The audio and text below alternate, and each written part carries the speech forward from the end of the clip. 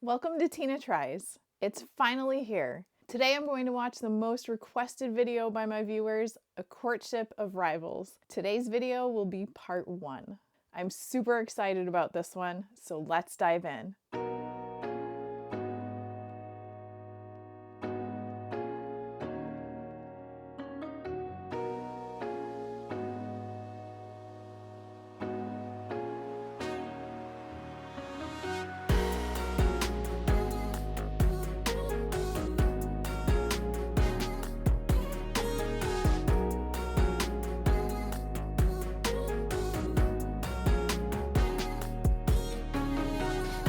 Let's go. They talk about it every day, somewhere. If I go to a foreign country, magic, what magic? I mean, it's the same everywhere.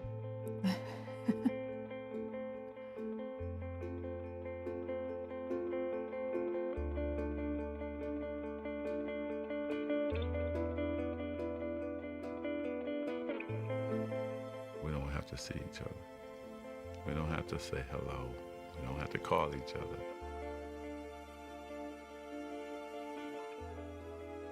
That's my main competition.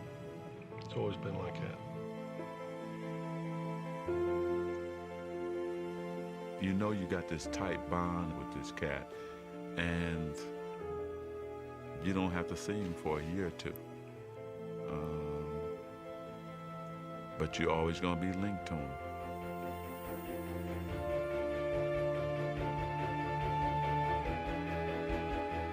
We got this connection, it's never going to be broken. I mean, right to our graves. They'll be talking about this 100 years from now.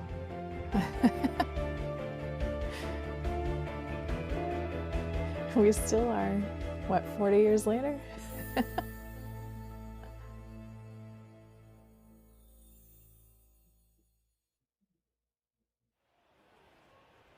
It all began here in Salt Lake City, Utah, on the night of March 26, 1979. It was the NCAA championship, Indiana State versus Michigan State, a game that still ranks as the highest-rated college final ever on television. Wow. A game that's now remembered as a prologue to a rivalry that transformed a sport and intertwined two legacies. But on that night, March 26, 1979, the first time The bird may score, but magic does more. Nice. Magic Johnson and Larry Bird ever went head-to-head on a basketball court. They were simply two young men trying to win a very big ball game. Well, this is probably the biggest game I'll ever play in my life, and I just feel like, you know, I'm representing not only myself, my team, but we're representing our school and our town of Terre Haute. Well, it's a dream come true, really, for me. I won the state title back in my home state, and then my next accomplishment was going to the NCAA and playing in a game like tonight in the finals. They were two stars thrown together by the cosmos to compete, but only one of them had been groomed for the spotlight. In his case, it seemed since birth. I think his upbringing in East Lansing really put that smile on his face in the beginning, and it never came off. His smile is seriously infectious. You can't help but smile when he grins. Born August 14, 1959, Irvin Johnson grew up in Lansing, the gritty industrial capital city of Michigan. Raised under this little roof, he was one of Christine and Irvin Johnson Sr.'s 10 kids. Wow, Christine 10 was a school kids. custodian, while Irvin Sr. worked 2 jobs nearly around the clock. My father, he got up early every morning, 6 o'clock or so, and he went to work on his trash hauling truck every single day. Around noon, he would come home, catch a nap, and then he worked for General Motors for 30 years. And he won an award for never being late and never missed a day. Wow, As a that's youngster, impressive. Irvin displayed his own strong work ethic on the blacktop. I was out there all day long. Before we went to school, the bus leave at 7:30. I was out there at 6:30 working on my game.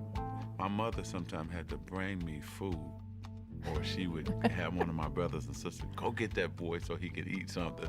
From a very young age, Irvin knew what he wanted to do. He had it all planned out.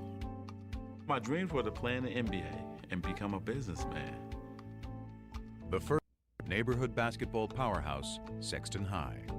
I knew the players, I knew the tradition. I wanted to be a part of that. And it was on the west side of town, which was, at that time, predominantly black. But when Lansing, like many cities in the mid-70s, began busing to desegregated school system, Irvin's journey took an unexpected detour to a predominantly white school across town. My first day at Everett High School was my first time I really had to understand there was a race problem. Nobody white would speak to anybody black, and nobody black would speak to anybody white. A lot of racial tension, a lot of fights, rioting. They didn't want minorities there. That's awful.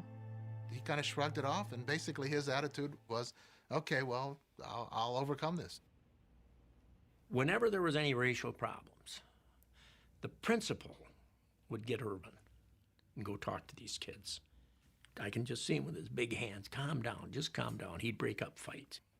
Talk with his friends, tell them, let it go. We can't fight about everything. Let's just chill, let's play basketball. And there was no dispute over Irvin Johnson's ability to play ball. His talent was so great that soon after his varsity debut, a local reporter, dazzled by his exploits, gave the budding star a nickname. In the beginning, I didn't know he had that since high school. That's cool. I thought it was foolish and dumb. I didn't know nothing about a nickname. Then what happened was, you start saying, wait a minute, it fits my game. Hanging out with my boys on the street corners, we used to sing Temptation songs. They started saying, hey man, Magic, that's cool. And then people on the street start saying, hey Magic. And I said, Nice. He bought into it, and I think he felt he had to kind of live up to that name. And I must say that he did. He definitely did. He loved it. The more attention he got, he wanted attention from anybody he could get it from. Yeah, it does. I really love the game, and I just want to win. Gets it over and back, and he jams it through. Irvin Johnson. Irvin loved to dress. Ooh, look at that Nice suit. Vanderbilt pants and overcoats with the fur around the collar. Nice. Always had to have his afro blown out. He had to look the part, play the part. Irvin was the first guy to have a posse.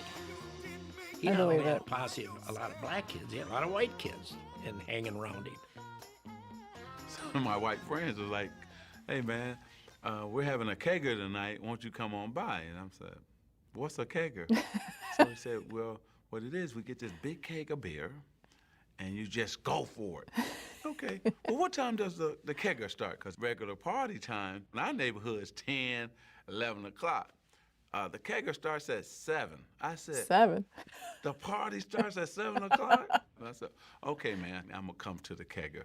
We had a good time. The music was kind of bad, but we had a good time, Oh, His that's senior funny. year, Johnson did at Everett what he had planned to do at Sexton, win the state championship. Nice.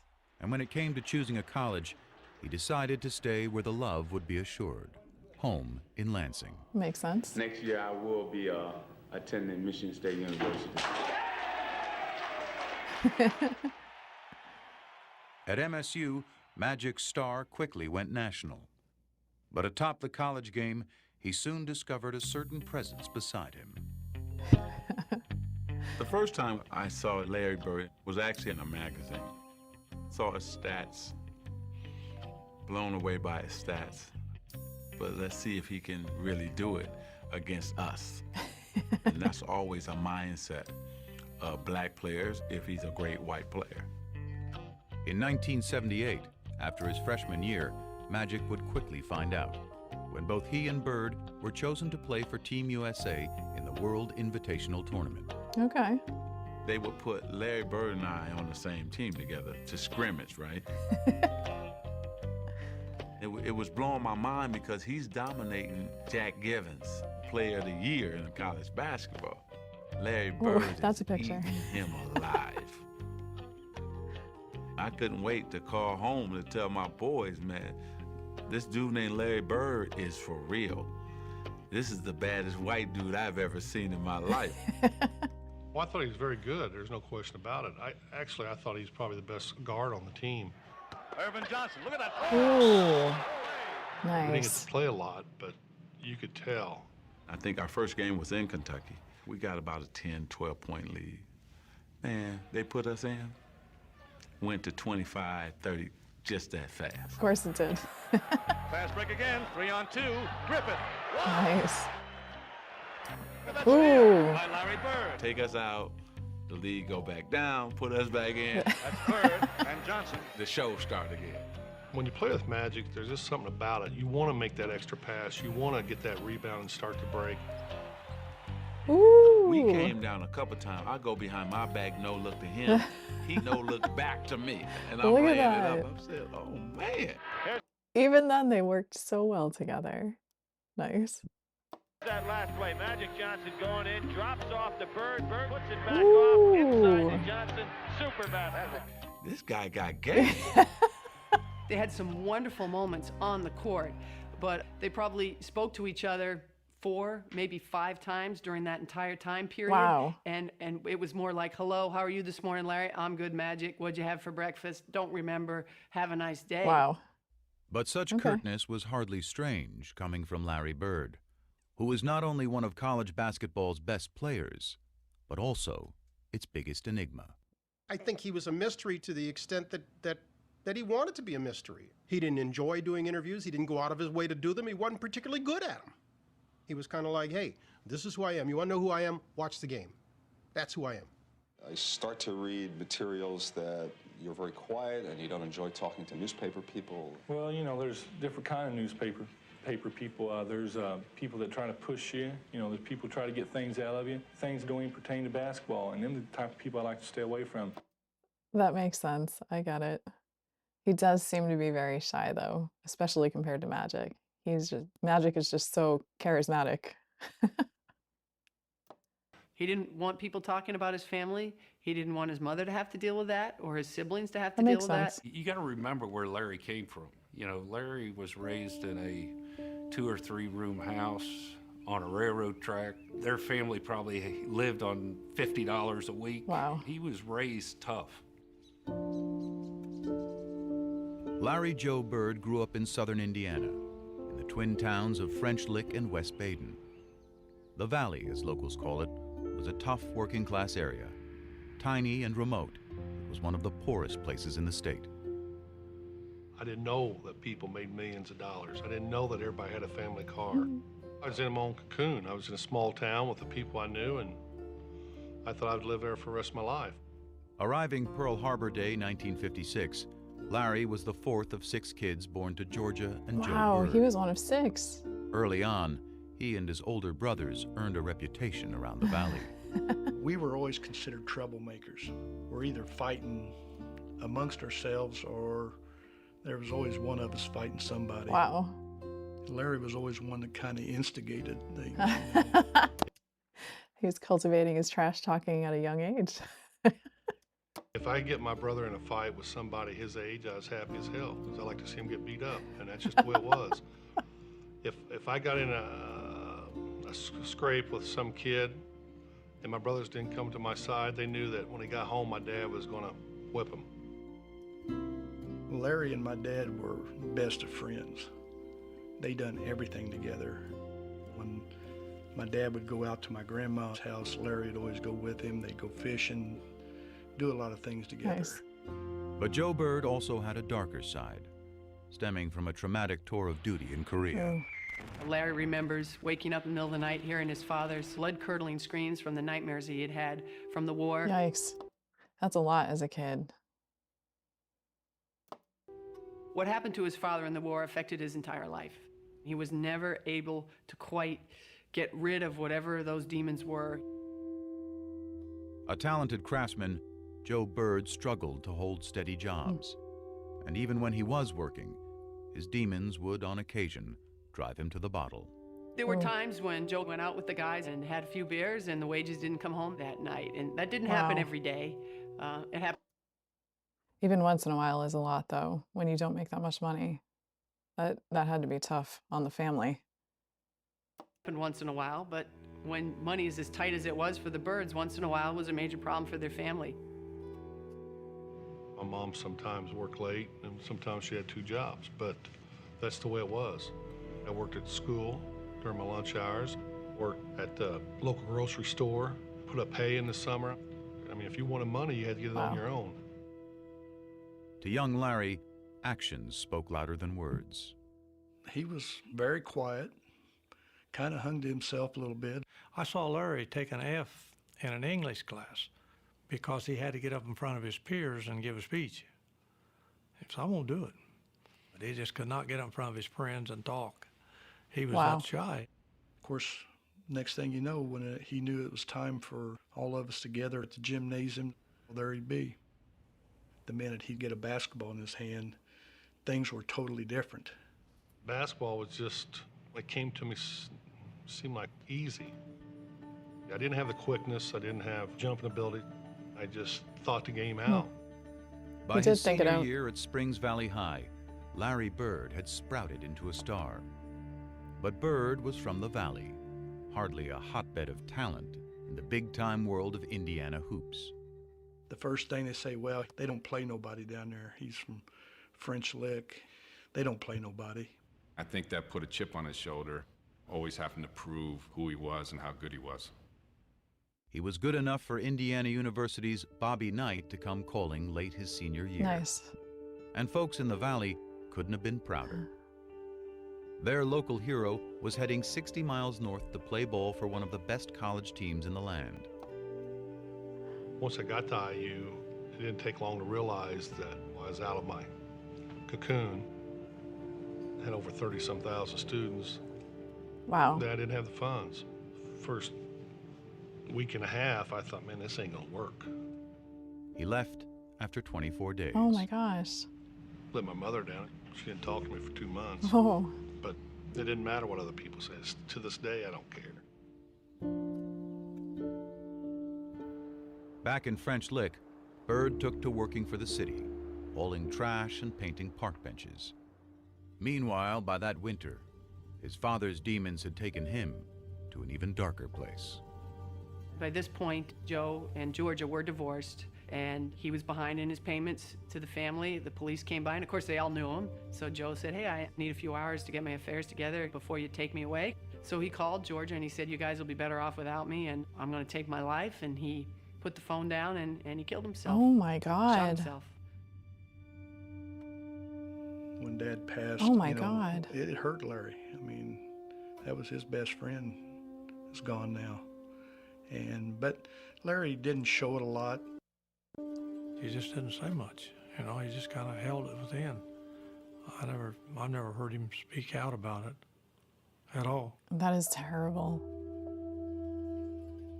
I was mad when I heard about it, and I was madder after the funeral because I thought he sort of cut out on us during a tough time. For real. But you know, he went through a lot in his life.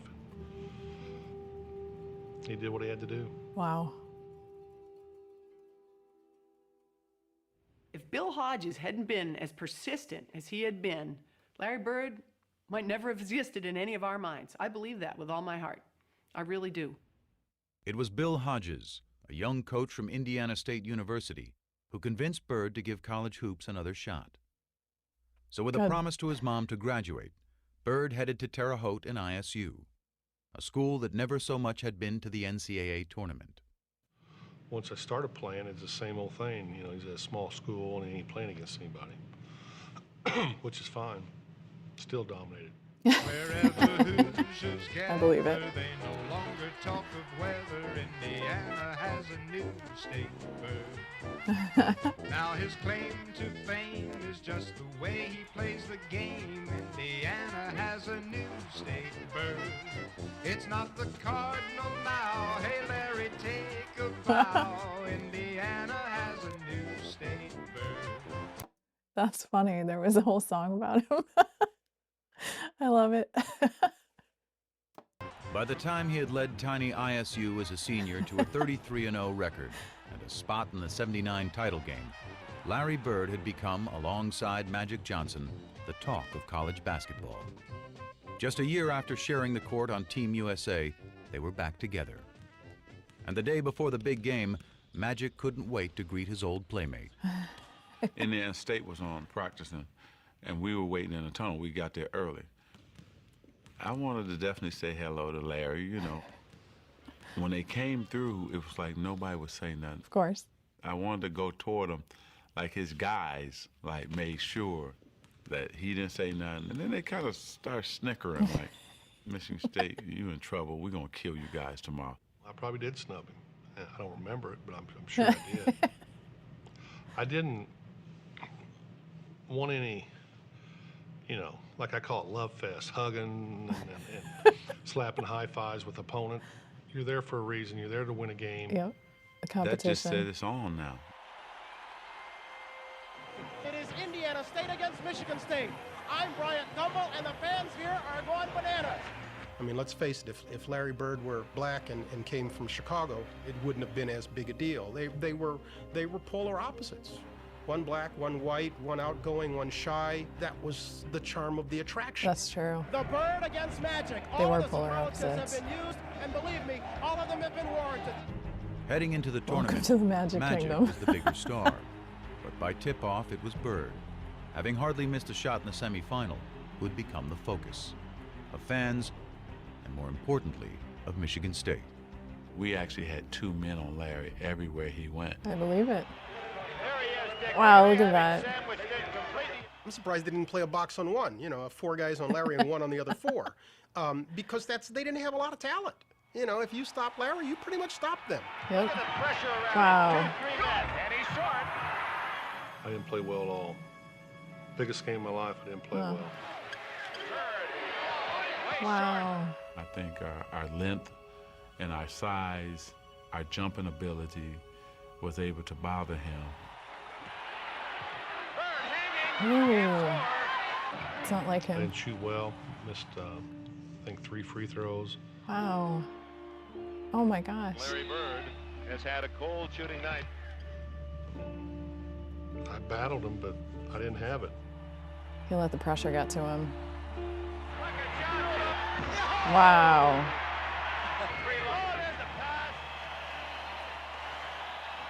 Wow. Michigan State University, Yeah. national champions, 1979. Magic, not only were you leader on offense, I thought you did a great job on Larry Bird in the zone denying him the ball. Yes, Coach gave us a good game plan to go against Larry Bird, and all we had to do was go out and do it. That's what we done. And congratulations, Super Bowl game. Oh, he's gotten down the net. Nice. I wonder if he still has it. It was over, you know. That was my 4 years. I was done. No, it still hurts. And when you win 33 in a row and you walk into a game, you know, you never know what to expect, but I expect to win. We didn't win. Toughest loss I ever took. I knew it was going to haunt him forever because we were going to see each other a lot. Yes, they were.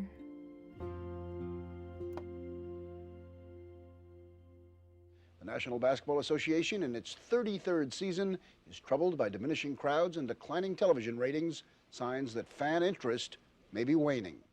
If college basketball was flourishing at the end of the 1970s, the pro game was crumbling. Wow. After the golden era of Bill Russell and Jerry West in the 1960s, a merger with the ABA in 1976 had led not only to new teams, but a new temperament. Ooh. It was a new league with new times, with renegades. Ooh, punching. With individuals. Ooh, it was brutal back then, There huh? was an argument made, plausibly, I think, that it was too black a league for the United States of America in the late 1970s.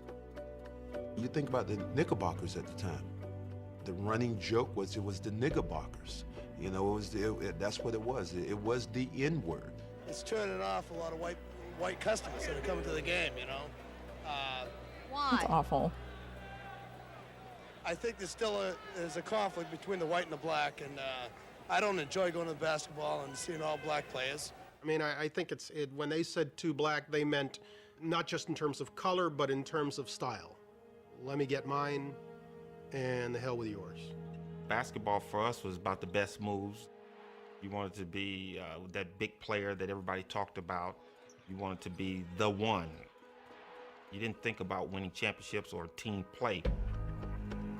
And those were just the issues on the court. The NBA had this image of an all-black league with a bunch of guys who did drugs.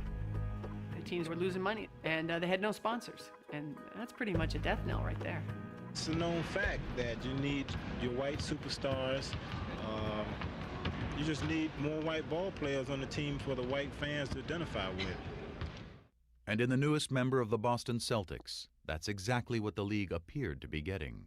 There's hope he can help solve professional basketball's difficulties, which some say are compounded by a question of black and white. The great white hope. What does that mean? Well, you know, it's very hard to say because there's a lot of great white players around, and I just hope that I can just fit in as well as some of them that has fit in. He ran away from that designation. He made it very clear, almost from day one, that he was not the great white hope. You know, the great players are the black players, and they're the best. Such deference meant little to black Celtics like Curtis Rowe, Sidney Wicks, and Cedric Maxwell, who looked at Bird and saw not the great white hope, but another case of great white hype. He didn't impress me no more than any white guy I've ever seen play before. I think that you would say that most black players at the time were racist, in the sense that we did not think that you could find a white guy who could play better than any black guy. That's interesting. When I walk in the first day of camp, them guys were on the floor stretching, and here comes the white savior, here comes this, here comes that. I sort of enjoyed it because I knew I was going to battle them all day. But Curtis and Sidney didn't last long. They didn't even make it through the first practice, and they were cut. Oh. So then it was just Cedric. I'm thinking, oh, he's slow, he can't get off a shot. He's not that strong. This is gonna be a layup. Bam, knocks down the jump shot. Okay, maybe that was luck. Gets the ball again. Bam, knocks down another jump shot. Now I'm thinking like, okay, hey, you know what? I'm gonna D this guy up. I'm gonna show him what it's like. 20 feet away. Bam, 25 feet away, bam. Nice. My mind just goes, okay, damn, this white guy can play. He's not It all was a hype. good thing, too. The storied Celtics might have been the winningest team in NBA history, but they were fresh off their worst season in 30 years. Oof. And in Bird, they had a player who was not only supremely talented, but tough enough to take on any challenge. You know, I always played like everybody in the world was against me. Ooh. I thought everybody was against throwing me. punches Should think again. up things to get me rattled before a game. He knew how to fight. I know that from off the floor. Wow. One night, somebody was giving one of his buddies a hard time, and Larry went over and, said, hey, this is my friend, and this guy was a pretty good-sized guy. By golly, they go out back, and the guy turns and says something to Larry, and Larry hit this guy, and I caught him. Hit him so hard, I go, whoa. He was from the old school, and that's how he played. Wow. Larry Bird plays it to the hilt, baby. Ooh. Played the game Ouch. hard. Played rough. For real. Ooh, they're choking There each was no other. frills about him. He came in, he threw Wow. elbows. There was nothing smooth about Larry. Ouch. New Englanders like that. They're hardworking people. They like that that's how people view them. Yep. And that's what Larry was. Larry Bird follows his own shot. They also like winners. And when Bird led the Celtics to the NBA championship in just his second season, he was finally one of those too. Boston loved Larry Bird. Yep. It just wasn't so clear at first how much Bird loved the city back. There's only one place I'd rather be, French Lick. Thank you. Man, Larry was almost agoraphobic in his treatment of anything outside his hometown. He wanted to be the Wizard of Oz. He wanted to intimidate people and keep them at bay. The further we are away from each other, the more I like it. I had a nice little house. I had my little yard. I want to go from there to practice back. If we had a game coming up, I want to go there to the game and back home. It was all basketball. My whole life was basketball. If he was just sitting there with just me, you were looking around mumbling, trying to find things that we had in common that we could talk about. Now, we started talking about basketball, started talking about players. It was, you know, it was great. U.S. history? No. You know, we forced passes, we made errors down the stretch. Daily events? No. I made the shot, and from then on we was up by 2, and they had to get back in the game, which they did. Politics? No. Try to not do anything that I can't do or do no more than what I can do. I just go out and try to do my basic game. He proudly dubbed himself the Hick from French Lick, and he looked every bit the part. But those who played him for simple did so at their own peril. Yes. One of the great ways, I think, of winding up with no money in your pocket is to think Larry Bird is dumb. Syntax is not intelligence. Unlettered is not stupid. He's got a great sense of humor. He just didn't show that to people. That didn't mean he didn't have it. Right.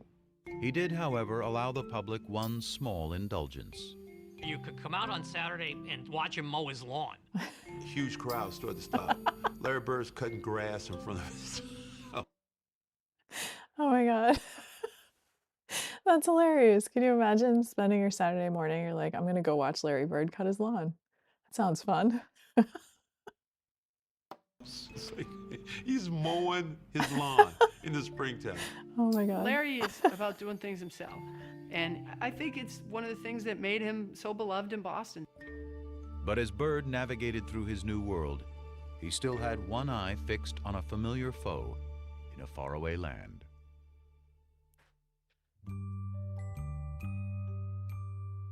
What tripped me out was I'm riding in the limo, and I'm seeing orange trees and lemon trees in people's front yards. I said, stop, I gotta go pick an orange. Are you crazy? I said, no, I gotta do this. And so I ran up like a scared little kid, grabbed the orange and ran back to the limo. That's funny. I'd never seen an orange tree. I'd never seen a lemon tree. I was fascinated. When 20-year-old Irvin Johnson arrived in Los Angeles in the fall of 1979, he was a world away from Lansing, the only home he'd ever known. He was the #1 pick of the LA Lakers, a once dominant franchise stuck in mediocrity. In the stoic Kareem Abdul-Jabbar, the Lakers had talent, was energy. Irvin Magic Johnson was only too happy to provide it.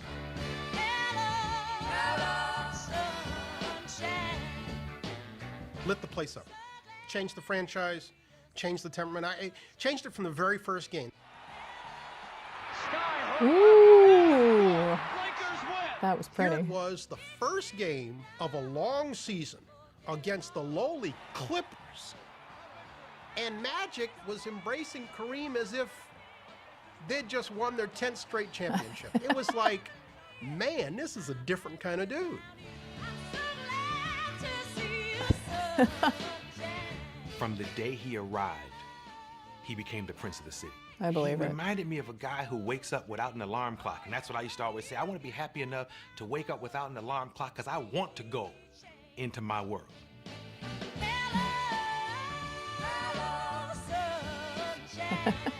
He had it, what it is. As far as I was concerned, the it was not his ability or his size. The it was his attitude, was his leadership, was his mind. I mean, I don't have to talk about Game 6 at Philadelphia. Magic Johnson will shove. In his rookie season, Magic had helped lead the Lakers to the NBA Finals against the Philadelphia 76ers. In Game 6, with an injured Abdul-Jabbar back home in LA, Magic played all 5 positions, scored 42 points, grabbed 15 rebounds, and dished out 7 assists, leading the Lakers to the championship. Nice. In just 4 years, he had won titles in high school, college, and the pros. Wow. Magic, That's impressive. What do you have that makes you perform like this in these championship games? Well, I don't know. Just I love to win. Across the masthead of the Los Angeles Times the next day, it said, "It's Magic." Nice. He was a star when he first arrived here, coming off the NC2A game. And quickly, during that first season, he became one of the stars in town. But that game put him on another level. That made him the star in town. It's funny how I wanted to meet the celebrities, but they wanted to meet me. I was like shocked. Well, he just seems like such a happy and optimistic guy all the time. The charisma oozing out of him is crazy. I can see why they all wanted to meet him. Also, this is a crazy picture. That's Michael Jackson, I just realized. Like,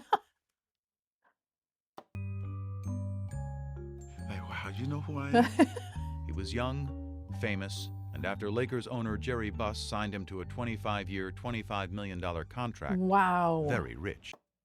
He signed a 25-year contract? That's crazy. The kid from Lansing was ready to sample a different kind of fruit. His playboy boss knew all the ripest trees. I said, oh, I'm hanging with him. When they were coming into the box, and he had 10, 20 of them, and look, Irvin, which one you want? And I was like, oh, okay, it's like that? And then he said, I'm going to take you to the Playboy Mansion. What?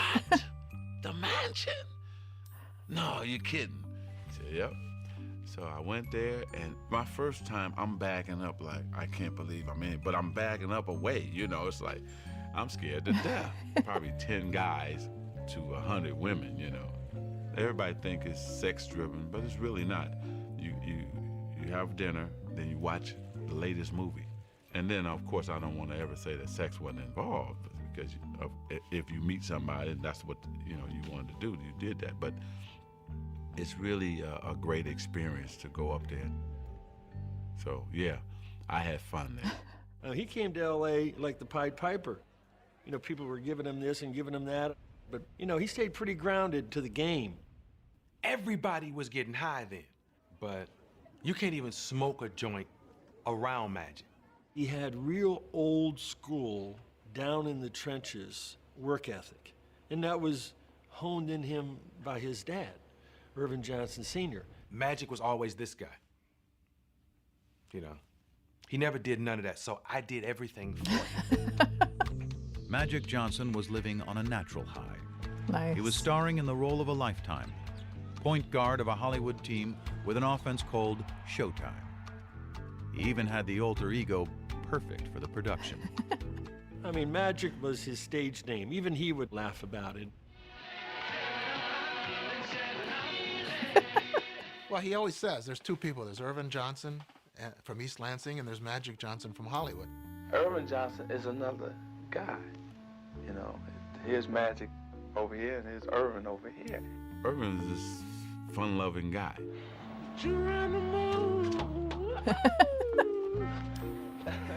Magic was so serious and dedicated to his game, and he was a crazy competitor and a crazy man. Irvin, I think, is the smiling kid from Lansing. I think Irvin died about 25 minutes after the NCAA championship game. Irvin doesn't have the ego that Magic has. Magic got a crazy ego, and winning is everything. And Irvin wanted to, along with Magic, conquer LA. After having led the Lakers to 2 NBA titles in their first 4 years in town, Magic and Irvin were well on their way. I think Magic wanted to be friends with Larry Bird. He wanted to be friends with him on the World Invitational Tournament, and Larry just wasn't very receptive. I think he wanted to be friends with him during the Final Four. Larry wouldn't even go over and shake his hand. Ooh. So now Magic's saying, well, what's with this guy? Everybody loves me. How come you don't love me? And then they get to their rookie year, the first time they play each other, well, they have a very hard foul. Ooh. And they have to be separated a little bit. And Magic's like, all right, well, the heck with this guy. Yeah. You don't like me? Fine. All right, good. I don't like you either. You know, he's a very competitive player, and I'm a very competitive player, and we go head to head, and we go for blood almost. The vibe was nasty. It was ugly. It was we didn't like each other. I'm the one that did all that. To tell you the truth, it was. I just don't want to be hanging around him. I mean, that was my main competition. Yeah. And he couldn't escape the memory of losing to him in 1979. Oh, yeah, that's true. It had him bad that he didn't win that national title against Magic. Yep. He was That holding the grudge. Something, it just burned him. It was one thing for them to be in the 79 championship. Magic had the better team. Everybody agreed with that. Magic had the better game, fine. Now you get to the pros. Larry has this incredible year. But there he is, watching in a club while Magic Johnson wins a championship, and he's thinking, all right, I'm behind 2-0 now. I watched that game and I couldn't believe it. I always wanted to play at that level. But what Bird couldn't possibly have known was that he had inspired Magic's performance when he was named Rookie of the Year earlier that same day. The PR person from the Lakers says, hey, Irvin, the Rookie of the Year voting has come out. And Magic says, okay, well, who won? He said, well, Larry Bird won. And Magic says, well, was it close? And he said, oh, no. Wow. Oh, my gosh. He went out that day, yes, to try to win the NBA championship, but also to prove that to was a Larry Bird, landslide. you know what? I should have been Rookie of the Year. Even though I won the championship, I still wanted to win the Rookie of the Year, too. He won that championship. I was pissed. I wanted one. But even after he had won one the next year, his obsession only grew deeper. I'd get up in the mornings and see what he did because their games came on late. Then you look at the box score. I had to have him there for some reason. It's like a crutch, somebody I can compare myself to. I hated what was being said, that Larry was better than me, and I'm just a guy who can control the game.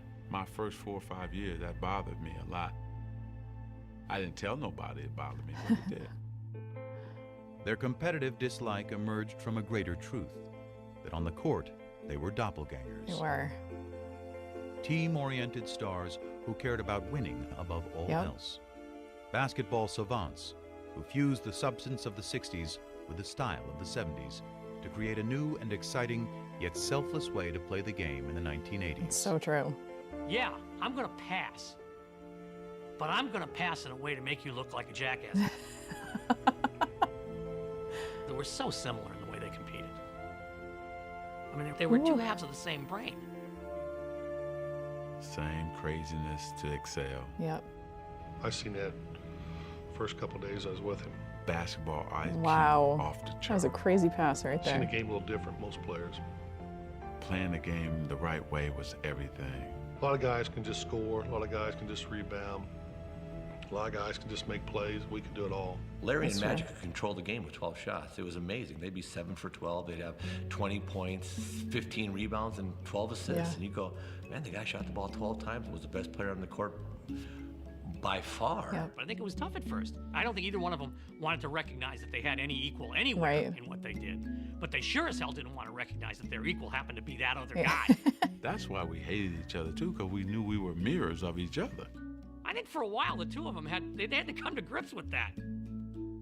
They had begun changing the game, but with continued low television ratings and tape-delayed finals, the league was struggling to get the word out. When the NBA and CBS signed a new TV deal before the 82-83 season, the rescue plan was simple. Sell more Bird and Magic, and sell them not just as ball players, but as arch-rival characters in their own dramatic saga. Wow. You got this slick Showtime African-American guy out west, and you got the lunch bucket, floppy-haired white guy with the bruises all over his body. It's central casting. It's perfect. I mean, this was like made in heaven. In 1979, this idea of Magic and Bird was created, and so that was sort of a no-brainer. We'd have a doubleheader. It would be the Celtics playing first and the Lakers playing second, and that's the way we did it. Makes sense. And when the Celtics and Lakers both reached the finals just a year into the new TV deal in 1984, it appeared the superstar investment was about to pay off. It was huge. It was probably the biggest moment the NBA had up to that point. You had Boston and LA, East against West. It had all the elements of a classic showdown. Including what was becoming the most inescapable element of all. Did we know that blacks and whites were lining up, the whites with the Celtics, the blacks with... Of course we knew that. Even in the Celtics' own backyard. They land at Logan Airport at the '84 finals. He's getting accosted by various people who were telling him Larry's going to take him down. But this one older African-American gentleman comes up to me and goes, Magic, I want to wish you well. Good luck. I want you to crush the Celtics. And he said, oh, well, where are you from? He said, well, I'm from Boston. And he said, you're from Boston and you're rooting for the Lakers? I thought everybody here was crazy about the Celtics. And he looked right at me and said, now why would I root for those white boys? Wow.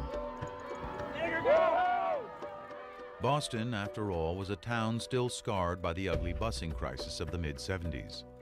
a violent period of urban unrest during which white had been pitted against black.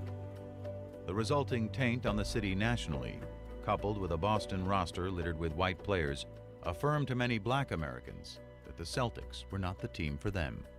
Even today, people said, you played with the Celtics. You know, I hated you at that time. You know, I wanted Magic to win. I didn't want that damn Larry Bird to win. We had all these black players, but they looked at us because we had Larry Bird leading us as a team that was white. They were perfect archetypes for what was becoming the biggest story in sports.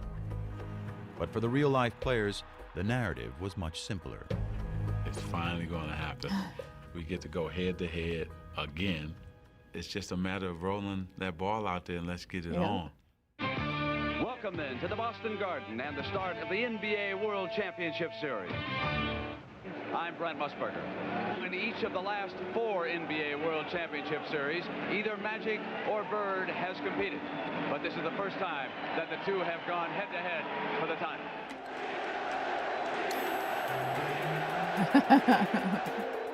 Crowd's already We rowdy. jumped out on them that first game, and we won in Boston. Oof.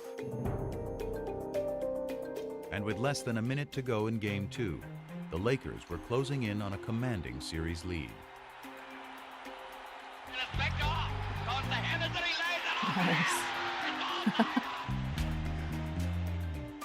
From that point on, things began to crumble.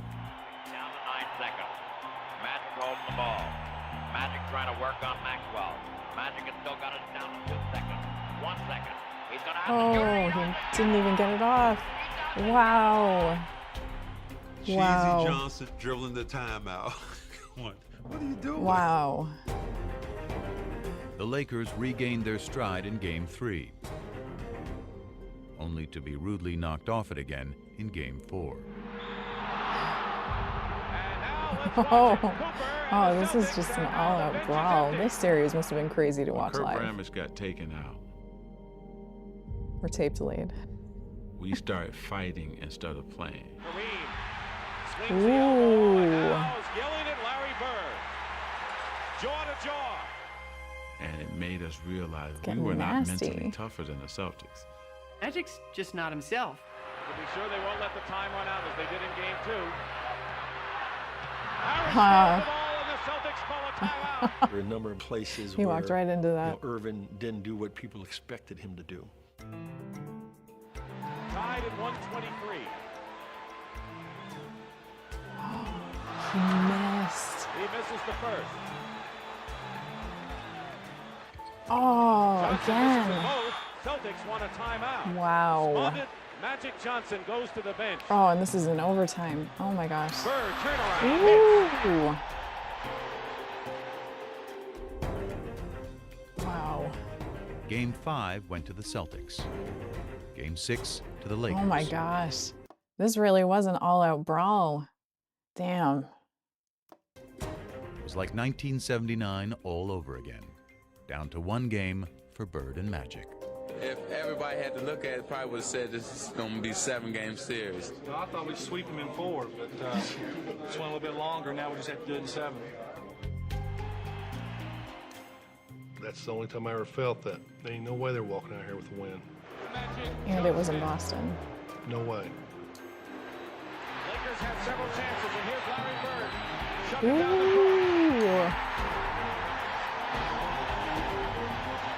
Bird. Oh. How does he do it? Johnson with the ball. The Lakers trying to cut it to 1. Nope. Wow.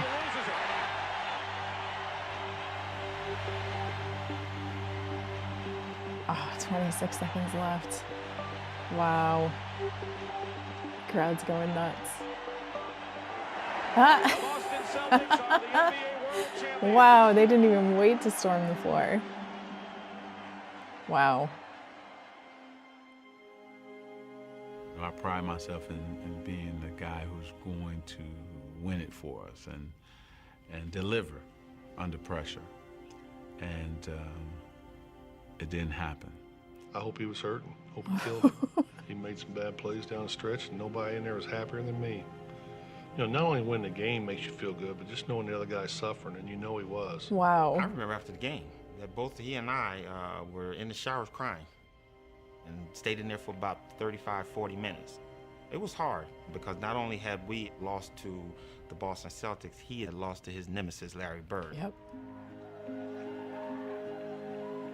I think he just made me dislike him more, you know, because he was that good. And I think you be jealous. You jealous a little bit. Larry, does this get you even with Magic for what happened between Michigan State and Indiana State all those many years ago? Yeah, we're professionals now, but I won this one for Terre Haute. Well, it was a big deal, and I remember asking Quinn Buckner about it afterwards. They had a celebration in downtown Boston after they won the championship. Of course they did. You know, it was unusual for Larry to have these little outbursts, as Quinn would call them. But, you know, about 11:30 at night, finally he turned to Quinn, he goes, I got him. I finally got him. And he was talking about Magic. Of course he was. He got his vengeance. The league was rejoicing too. Game 7 of the '84 series was one of CBS's highest-rated telecasts of the year, and the highest-rated game the NBA had ever produced. Wow. All of a sudden, whether it was at CBS or Madison Avenue, the sports writers around the country became phenomenal. What is happening here? The absolute foundation in this resurgence was the Celtics and the Lakers, Larry Bird and Magic Johnson. But Magic was in no mood to bask in the accomplishment. I took a media beating. Tragic Magic. This is why we say Larry Bird is better. Oh. It's probably the first time ever in my life I was depressed. It's terrible. And I didn't want people to see me. It was something I never dealt with in my life. That particular series, that championship series, redefined his whole career because he never stopped working after that. Okay. Magic was on a mission to prove to himself and the world that with the ball in his hands, he was still the one in control. And after his Lakers ran through the '85 season, he quickly got what he wanted, another shot at Bird and the Celtics. They won the East, we won the West. So it's like everybody just get ready, sit back, and let's enjoy it. Look at how excited he is. But that smile belied the intensity of the clash that awaited. Oof. If I had a glass of water and any of those guys had been on fire, I would have drank the water. Oh, wow. And watched them. Wow. They called us, you know, chokers and sissies. You know, we didn't like that, and they thought less of us. I knew they did. Ooh, they're playing nasty. In '85, we played them 4 times in exhibition season for some reason. I don't know why they scheduled that. By the 4th game, there was an all-out brawl. Wow. They call this one of the greatest rivalries in all of sport, the Celtics and the Lakers. And if that is true, it is the most one-sided rivalry in all of sports. 8 times these two have met for the NBA championship, and 8 times the Celtics have won. Wow. Guard in his 6th year from Michigan State at number 32, Magic Oh, Johnson. listen to the booze. But in the '85 finals, Magic changed the script. Over 6 grueling games, he masterfully controlled the pace with all-around brilliance. He has a triple-double again. Behind their point guard, the Lakers finally knocked out the Celtics. Wow. Winning the clinching game in the Boston Garden. Ooh, that's harsh. LA comes to Boston and wins the world title. Redemption for one Magic Johnson. It's a long year last year to wait for this moment right now. Magic had evened the score with Bird on the NBA floor. But the significance of their rivalry and their relationship was still just taking hold. Wow. I am really enjoying this so far. I love all of the stories. I loved seeing about how they both grew up and their early careers. This is so much fun and it's so interesting. And I'm really understanding their rivalry a lot more. Like, I've seen their friendship, but not so much the rivalry. I'm excited to watch the rest of this video. Part 2 of the video will be up on Friday, so hopefully you'll come back and watch with me. That's going to do it for this episode. If you enjoyed this, please consider liking, sharing, hyping, and subscribing. Hit that notification bell so you don't miss any new episodes. Let me know which part of the documentary has been your favorite so far in the comment section below, and I will see you on the next one.